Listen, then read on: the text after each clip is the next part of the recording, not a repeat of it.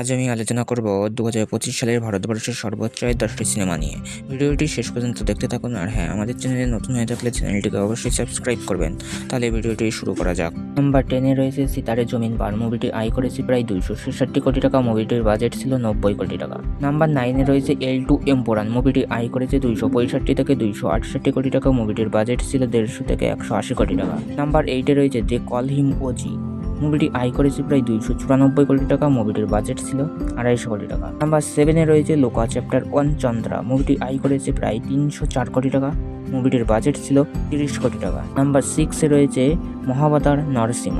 মুভিটি আয় করেছে প্রায় 326 কোটি টাকা। মুভিটির বাজেট ছিল 15 কোটি টাকা। নাম্বার 5-এ রয়েছে ওয়ার 2। মুভিটি আয় করেছে 365 কোটি টাকা, যেখানে মুভিটির বাজেটই ছিল 300 থেকে 400 কোটি টাকা। নাম্বার 4-এ রয়েছে কুলি। মুভিটি আয় করেছে 518 কোটি টাকা। মুভিটির বাজেট ছিল 350 থেকে 400 কোটি টাকা। নাম্বার 3-এ রয়েছে সায়ারা। মুভিটি আয় করেছে 570 কোটি টাকা। মুভিটির বাজেট ছিল 45 কোটি টাকা। নাম্বার 2-এ রয়েছে সাবা। মুভিটি আয় করেছে 807 কোটি টাকা। মুভিটির বাজেট ছিল 130 কোটি টাকা। নাম্বার 1-এ রয়েছে কান্তারা চ্যাপ্টার 1। মুভিটি আয় করেছে 842 কোটি টাকা।